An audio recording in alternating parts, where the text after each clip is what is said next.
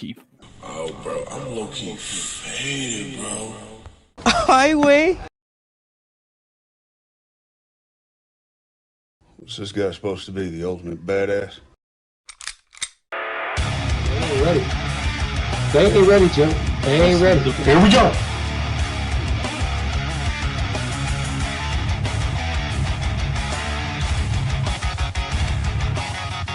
I'm gonna go out here, guys.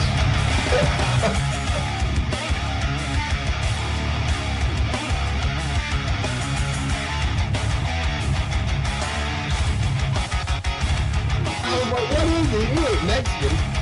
What is that?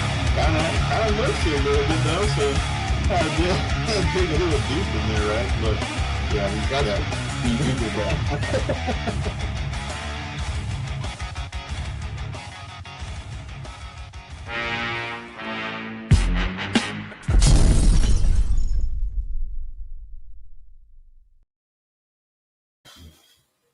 Yo, what is up, everybody? Welcome to tonight's episode of the Frisco Report Wednesday night edition. Mike, what is up, bro? How are you doing, bro? What's going on, you guys? Joe, I am good. I'm good. It's Wednesday, middle of the week, hot day. It's almost over, Joe. It's almost over. Friday, as 1980 would say, 3 down, 2 to go. All right, that's what it is. I love it. I love it, bro. We got a special guest in the chat box today. It is the official Brian Schittenheimer 47. You're concerned with playing on the head coach. Thank you, Coach. Thank you for stopping by. We do appreciate you. We will be throwing you under the bus here shortly. Appreciate that, Coach. Mike, I don't know how this keeps happening, but the Cowboys remain alive for the division, bro. What the heck is going on, bro? It's 2023 all over again. Are you kidding me? And it's real. It is real. The Cowboys, or I shouldn't say the Cowboys here. The NFC East has not had a consecutive winner since 2003. The last team to do it was the Eagles. All right. And it's trending like it might not happen again. Eagles down 3 in a row. They might beat the Raiders. They might not. I don't know. Jalen Hurts, 4 interceptions, zero touchdowns. I don't know. It's and that's why we're alive, because the Eagles are a bad team, the Commanders are a bad team, and the Giants, well, they're the Giants, all right. And Cowboys ain't any better, and we're a 500 team. What's Bill Parcells' favorite saying, Joe? You are what your record is, and we're just a 500 team. We're not good. We're not great. All right. Yep. Now that's what it is. It's what it is, bro. We even have a 1 in there. 6-6-1, which is coming back to haunt us if the Cowboys miss it by half a game. Can you imagine? With our luck, that probably will happen. But yeah, man, it's incredible. But it is the only path now. The other teams, they're looking like they're locking in there. You know, we can't catch these wild card teams. So it is through the division. The Cowboys have to win it, and the Eagles have to continue to implode, which they've done before. You know, so don't be surprised. But the Cowboys, they definitely have to handle their own business, Mike. Vikings, they kind of had a bounce back game. Yeah, I feel like you never know what you're going to get with the Vikings-Cowboys matchup. You know what I mean? So typically they play us pretty tough. You know what I mean? It's kind of like a Cardinals type of team, right? So what's your gut feeling right off the rip, bro, as far as like what's going to happen in this Vikings game? It is going to be a night game, Sunday night, Mike. What's your thoughts off the rip here? Yeah, Vikings coming off a 30-0. Let me say that again. 30-0 win against the Commanders. So their momentum is on their side, all right? When Cowboys have to play with urgency, Joe, they don't have it in them to play with urgency. When the Dallas Cowboys showed zero effort in that Lions game, and I don't think a lot these Dallas cultured players. Let me make sure I put that out there because George Pickens isn't a Dallas cultured player. Quinnen Williams not a Dallas cultured player, right? A lot of these players are, and they don't understand the magnitude of a big game, or at least they haven't showed me that they understand the magnitude of a big game. And this Vikings game is as big as it gets because you're back in worse shape than you were when you went into the game if you lose this ball game. I really hope Brian Schottenheimer understands the urgency as a head coach to go out there and get these players ready because we were not ready to get for the Lions. Yeah, they didn't look ready. It was a playoff atmosphere game. It kind of had the playoff vibe to it. You know, they had all the hallmarks, Mike. Like I said, turnovers, your wide receivers tipping the ball, turning into interceptions, penalties up the wazoo. Special teams continues to stink it up, you know, spotting the other team ultimately almost 50 yards. You can't win on a short field. Like, that game was so frustrating, bro. So, yeah, man, I think the Vikings game, who knows who wins? You know, Cowboys have to win it. We know that. Will they win it?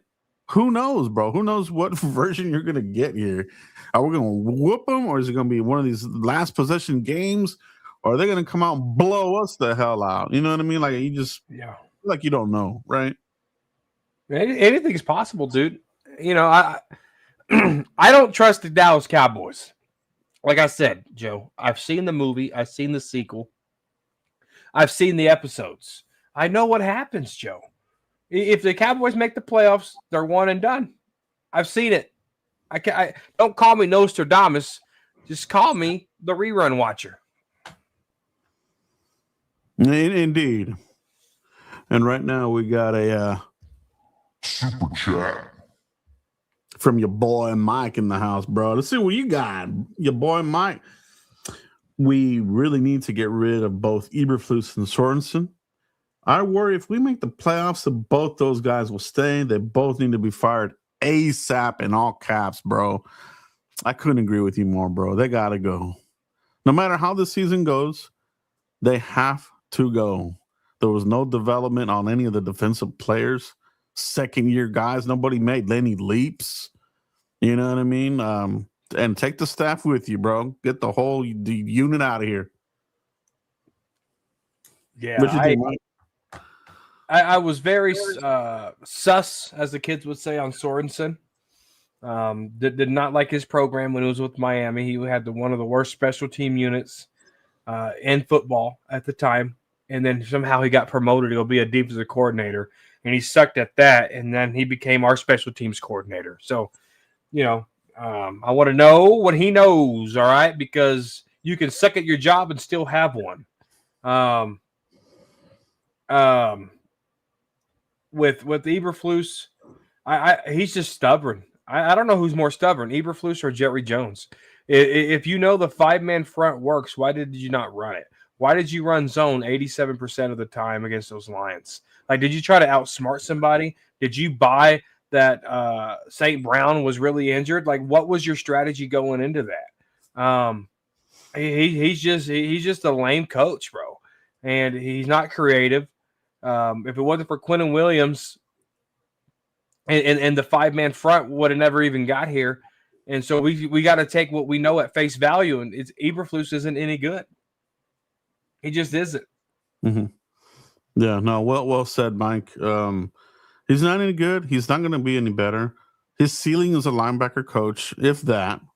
None of our linebackers developed. None of them are any good. Leafau, he took a step back. It looked like he got overhyped and took a step back. You know what I mean? Yep. And that's a guy who has a lot of potential, but he's already coming up on year 3. Overshown, he's still working through that injury. You can tell there. And yeah, man, the defense, like you said, if you're going to really build this defense and you know, build it around Quinnen Williams, you got to get a legit defensive coordinator here. Eberflus doesn't know what the hell he's doing. So if you want to really get the most out of Quinnen Williams in this defensive front, Eberflus has to go. 100%, dude. And I don't know what you need, but you need something better. I don't know if you're set up now to go through a 3-4 with Quentin Williams here, and a Logan Wilson there at the linebacker spot, who they're high on, and expect to get more playing time over Murray, which is a disaster there. Mm-hmm. And we traded for him, like you said last night on the phone call, Joe. We traded for him too. Well, I think I don't even know what type of coordinator you need in here, because I don't think the defense is ready for. I don't know what I'm trying to say here, but I don't know if this team is ready on the defense side of the ball for a coordinator that come in here and make his man run through brick walls. I don't see run through brick wall players on this defense. You have to have the personnel, and I just don't see that we do. yeah, they're definitely going to have to do a purge here, right? You're gonna probably overhaul your safeties. You know what I mean? Your linebackers, that's got to be overhauled. It's going to be a big makeover, and that's why I've been saying this. You're ripe for a defensive scheme change. If you want to go that route, it's open for you. If you want to go 3-4, get you a 3-4 guru. If you want to stick with 4-3, there's going to be better coaches than what you have right now, Mike. So either way, the improvement will happen. We're just going to have to wait until the offseason, Mike. We just got to get through this crap. Defense sucks because of Eberflus. He just isn't getting anything out of these players, you know? Yeah, he's not. And the effort that was shown, the game plan, I mean, it was bad, dude. It was ridiculously bad. And they have to be more prepared. They have to be more disciplined. They got to get more pressures.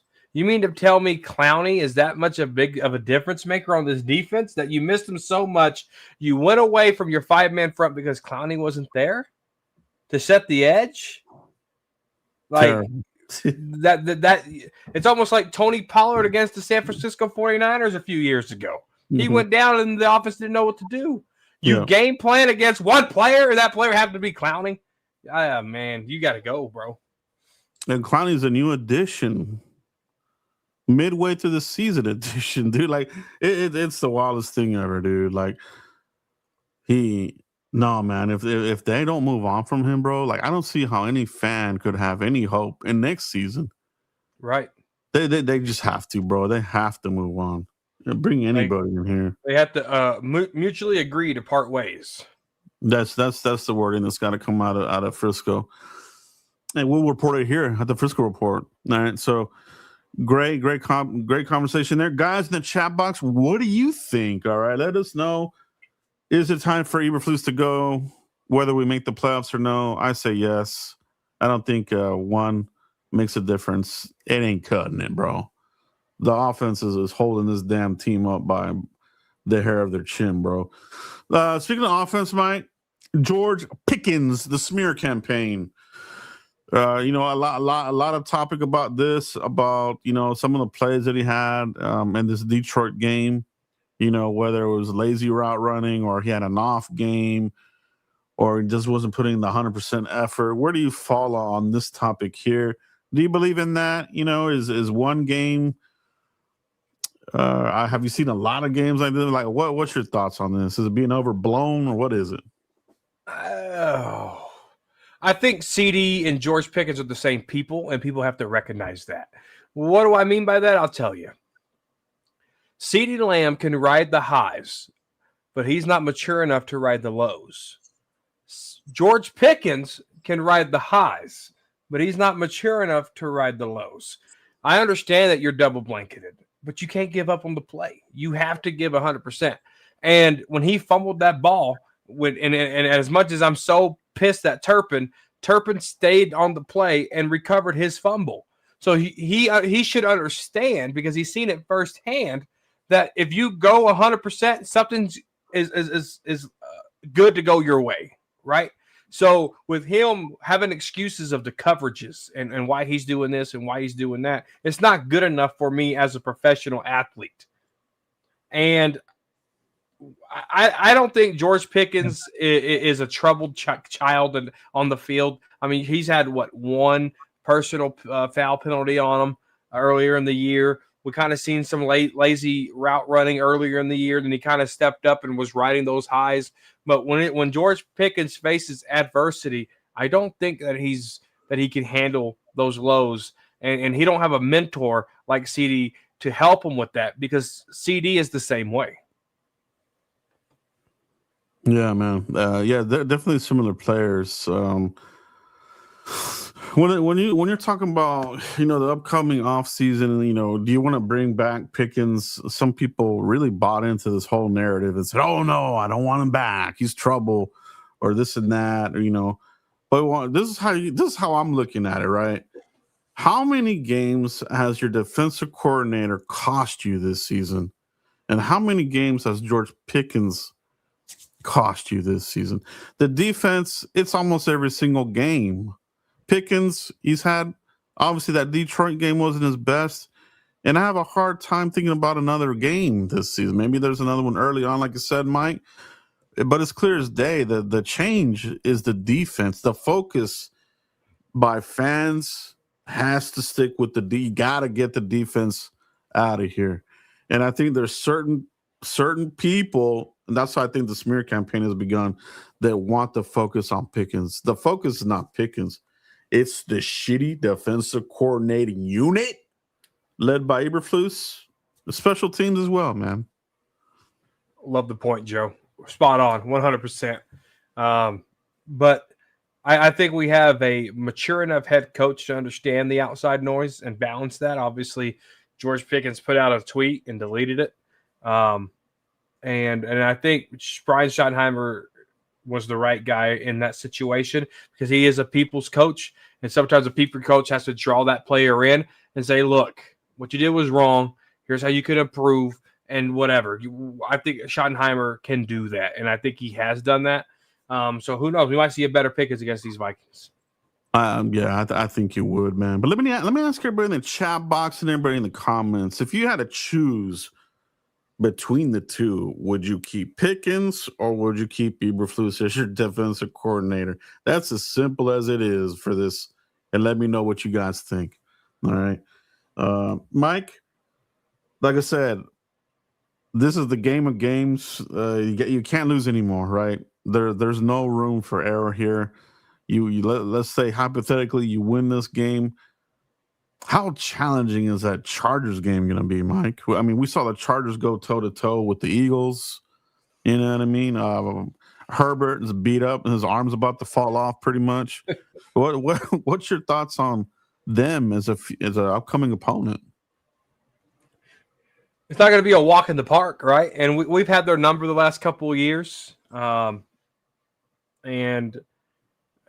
eventually they're due for a revenge game. I mean, usually that's how it works when you're a Cowboys fan. The teams just play us harder, it seems like, or we just don't know how to show effort. Something's going on there. But best believe they're fighting for playoff hopes too.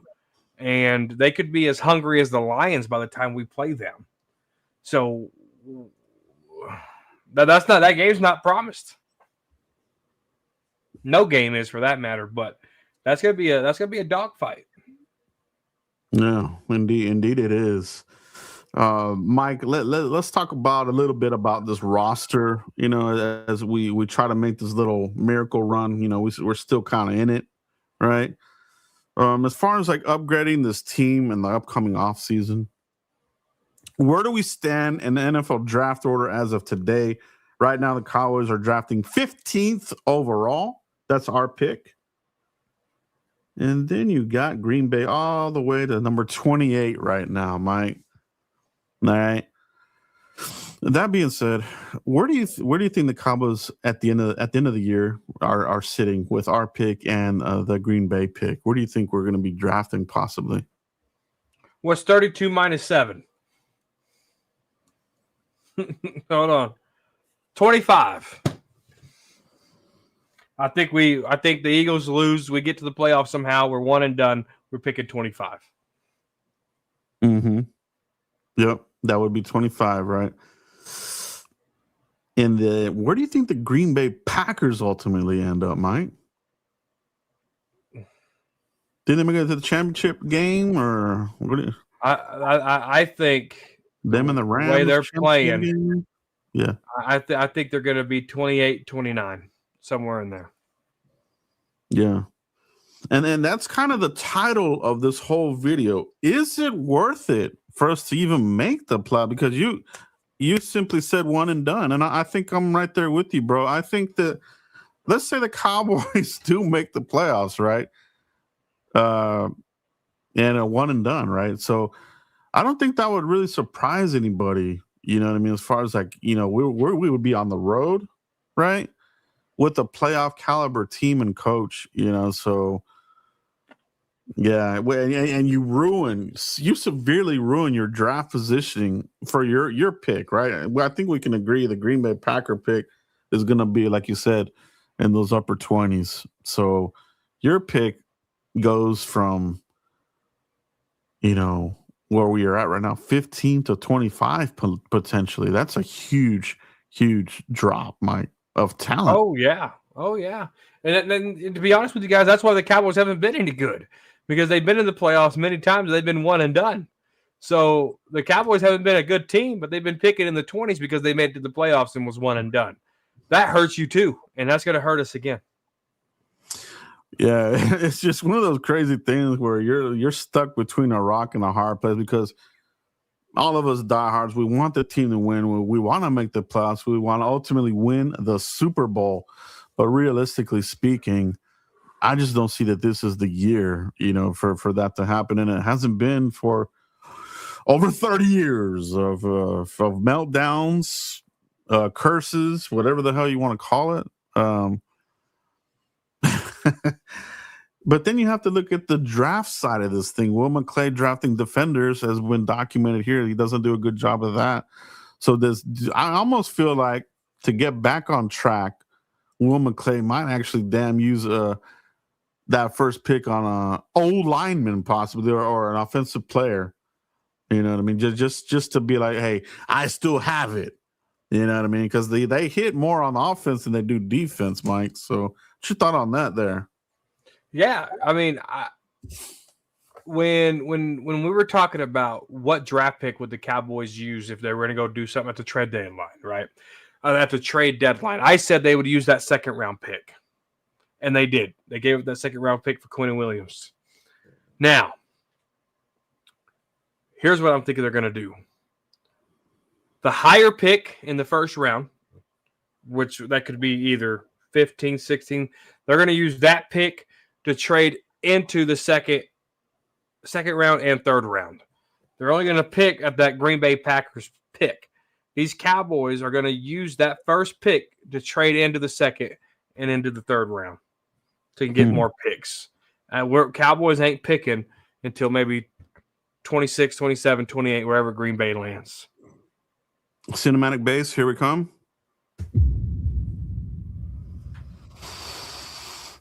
Impressive. Most impressive. I like your line of thinking, Mike, because I was thinking, and that makes logical sense, because if the Packers are there, you're not going to get a king's ransom, right? If you trade down from the late 20s to 32 or whatever it is, or out of the round, you might get a second and maybe a fourth or fifth. But if you want a second and third and maybe a little bit more, I think you're onto something there, Mike. I think it would have to be our pick that we trade down or out of. You know what I mean?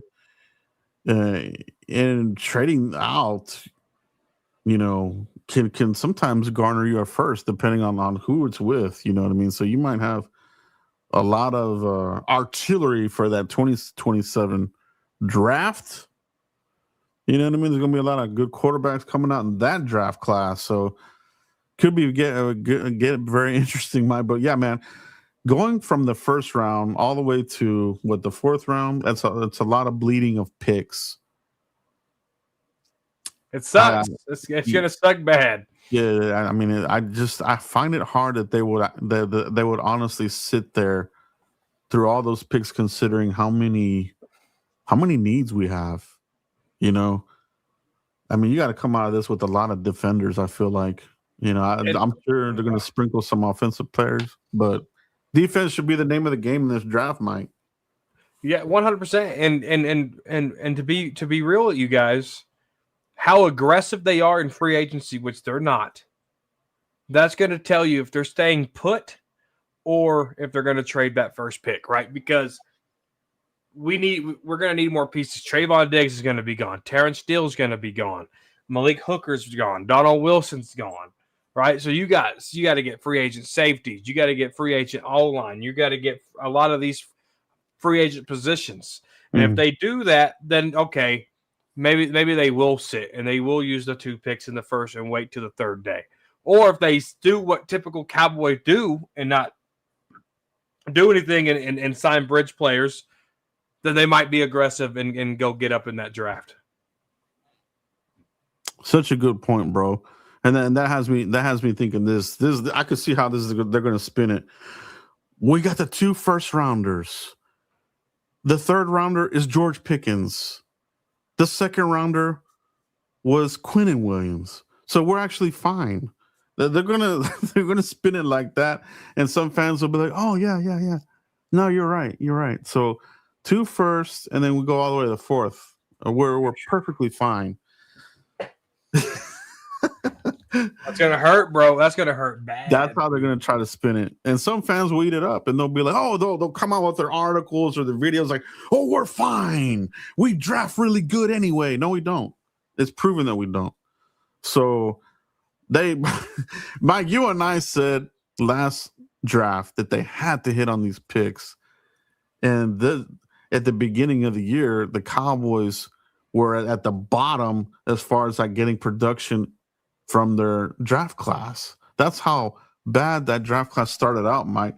I mean, even now, you look at it and you're still not getting that much out of that rookie draft class, Mike. You're not. And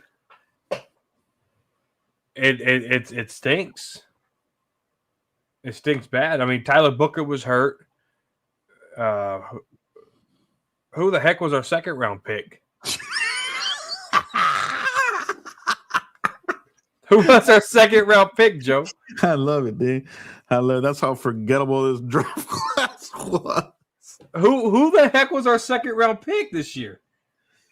Think about, I'll give you a clue. The 2nd round pick was.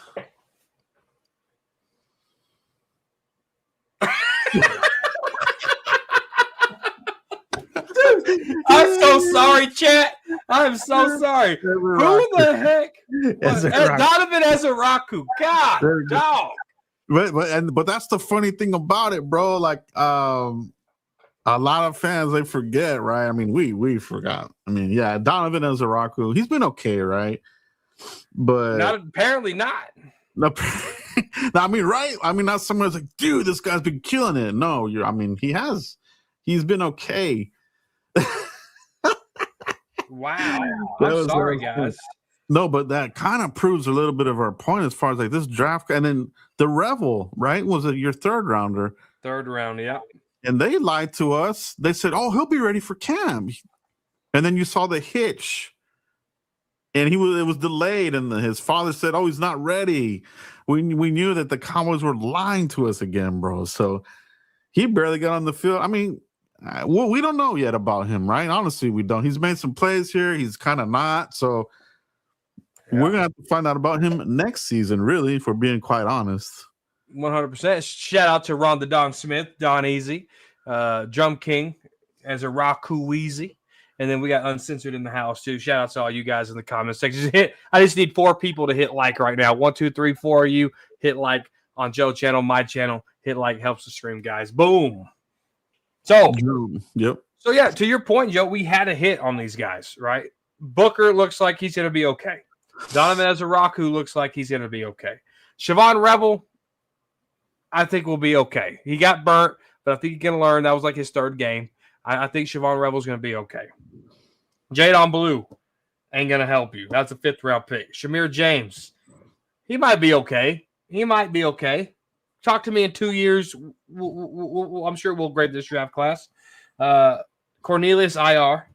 Jay Toa, always inactive. Phil Maffa IR. And Akinga. What the heck? How do you say it? You know how to say it, Joe. Tommy Akingbasota didn't even make Yes. the team. Didn't make the team. Didn't make the team or practice squad, so that was a complete waste there. So, yeah, they're still not getting anything out of it. So, at the beginning of the year, I haven't checked this year, but at the beginning of the year, Cowboys were dead last of getting anything from their draft class. I would guess if I were to check the stats right now, they're probably still in that bottom third, maybe even worse. Because I mean, Right. yeah, not good. And then you think about some of these other recent draft classes too. You know, I mean, look at that draft class with old Mossy Smith, and that was just a few seasons ago. Yeah, you got Mozzie Smith, Schoonmaker, Overshown, Villanami, Fahoko, Eric Scott Jr., Deuce Vaughn, and Jalen Brooks. Terrible, bro. And that is very recent. That's too recent to pretty much 2 years ago. Yeah, that's not good, bro. Not good at all. All right. No, not at all. What Mozzie a Smith, moment it not is. on the team. Schoonmaker, thought he was coming alive, dead in the water. Overshown, hurt, but now he's playing. Now he's back. Fahoko, he's not even here. Eric Scott Jr., not here. Deuce Vaughn, not here. Jalen Brooks, nowhere to be found. All right, dude, I know real bad, right, dude. And then Fahoko, he's the cousin of Vita Vea, and there it was all super hyped though. He didn't do crap, dude. I don't even know if he made the practice squad. I don't think he did. It's terrible. Will McClay will McBust the Cowboys trust. What are we gonna do about it, Mike? What are we gonna do about it? If it was me, his ass would been back in arena football yesterday. That's what I'm saying, bro. That's what I'm saying, man. That's what it should be, dude. So, man, what a crazy couple of draft classes in here. Oh man, I meant to bring this up last week, dude. You know what really made me mad about Schoonmaker? First, he's been shitty, but the play that CeeDee Lamb had, he had the potential to take it home, and Schoonmaker didn't. Lamb was pointing like, block this freaking guy, and he didn't block him, dude. I was like, man, you are just not good, bro. Schoonmaker, man, that was stupid, bro. Second round pick on that guy. Can you believe that? Yeah, I'm gonna be honest with you, Joe. I did the same thing in high school one time. I didn't see the dude. Mm-hmm. I didn't see the dude at all. And I'm running to the second level to go block the dude that I got tunnel vision on, I guess. I didn't see that guy, dude. I turned on the tape and I looked and I said, what the hell was I looking at? Totally missed the guy. I'm not trying to give excuses for Schoonmaker. I've done it. It's embarrassing. But as a professional athlete, he should do better. 100% he should do better.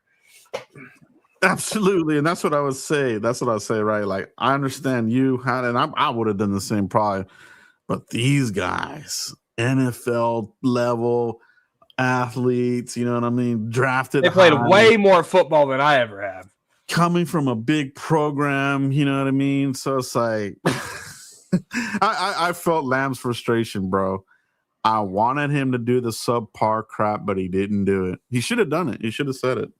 Well, he was back in kindergarten, so he couldn't do it. He got concussed. Oh, there he is. There's the man right there. We got the Dikembe Mutombo, one of the best to ever do defense in basketball. Cowboys, Mike, they need. I feel like you need the general there. Obviously, we like what we're seeing from Quinnen Williams on that D line, but a lot of our defenses have done well when you've had a really strong linebacker presence. You know what I mean? And I'm going back all the way to the 90s with the Cowboys, Ken Norton. You know what I mean? Just somebody that sets the tone. Ken Norton, even a Dat Nguyen, Dexter Coakley, Sean Lee, just somebody that when they're not on the field, it's severely felt, right? So Could you see linebacker going in the first round, Mike? The best one that's available. Could you see the Cowboys doing that? I think so. But he has to be a Mike. He has to be the green dot. He has to be the shot collar. Yeah. He has to be mixed with an LVE and a Rolando McClain. Like morph those two linebackers together and go wreak havoc. Exactly, bro. Respond exactly the type of prototypical guy I want. And you're right, Mike linebacker. Man, it's going to be interesting this offseason, bro. I'm telling you, because it's got to be first. I want to see the news hit the ticker at the end of the season that Eberflus is gone and we're looking at somebody else. You know, hopefully they're already having these discussions, bro. And it'll be. I want me some glory hole. Yeah, here we go with that. I want me some glory hole. Man, bro. So, what a prediction here we got for the remaining of the season. So they got to win this Vikings game. Washington is an interesting one because I don't think they're going to have fight in them. Daniels is out again, right? That program looks like it's kind of teetering on implosion. The Giants, Mike, is there any fight in these guys? Could they play spoilers to anybody, to the Eagles or us? I think if Jackson Dart is playing, I think he's a big enough competitor where he would want to play spoiler for anybody. And with the Cowboys and Giants, I could say, he had his start against the Cowboys, and I think he lost. So I think he's going to want to come out and no, he didn't have a start. Russell Wilson played that game. But I think he was in there for a couple of plays and he tripped and fell and he looked horrible. But I just think the competitor that he is, he's going to want to come kill any team and play playoff spoiler. I agree, man. I think that's where the spoilage could come from. It could be the Giants. You know, it's just as far as like harnessing that talent that they have there. There's rumors that McCarthy is liked by that front office. Even Gruden is another name there. I don't see them staying the course with Kafka. So it'll be interesting to see what the Giants do this offseason, but I really don't care what they do. I want a DC that knows what they're doing here, Mike. One that can lead us to the promised land. Yeah, 100%. And I just don't know what type of guy you got and how fast you can do it. Because you got to think, Joe, this is going to be our fourth defensive coordinator in 4 years. Mm-hmm. Like, how do you build? So he's going to have a Dan Quinn draft class. He'll have a Mike Zimmer draft class. He'll have a Matt Eberflus draft class. Like, I just don't know how a really good defense coordinator can come in and say, I got these guys, let's go. I mean, Dan Quinn did it because he had Micah Parsons. I really do think it's got to be somebody that has skins on the wall, somebody that has done it at a proven level with some rings. You know what I mean? And there'll be some of these guys available. You know what I mean? Whether they're sitting right now as an assistant or, or one of these types of deals, there will be one of those type of players, coaches, but it cannot be Eberflus. If it is, the picketing and protesting needs to happen at the Frisco, at the Star, immediately. All right. Calling on all fans to picket and protest if it doesn't happen. Peacefully. Right? Peacefully, of course. But, Mike, great conversation here on a Wednesday night, the Frisco Report. Great conversation indeed. I love it. I think that's it for tonight, guys. Mike, let everybody know where they can find you, bro. Yes. Cowboys Corner right here on YouTube, _Cowboys Corner on Twitter, guys. Subscribe to the stream on the replay. We try to keep it short and sweet and detailed so you guys can watch the full replay and enjoy yourself while you're washing dishes, driving to work, using the bathroom. And by the way, it's time to wipe. You've been on the toilet too long. 40 minutes. is more than enough time. Go back with your family. Peace, guys. Peace out, man. Oh, bro. I'm looking faded, bro.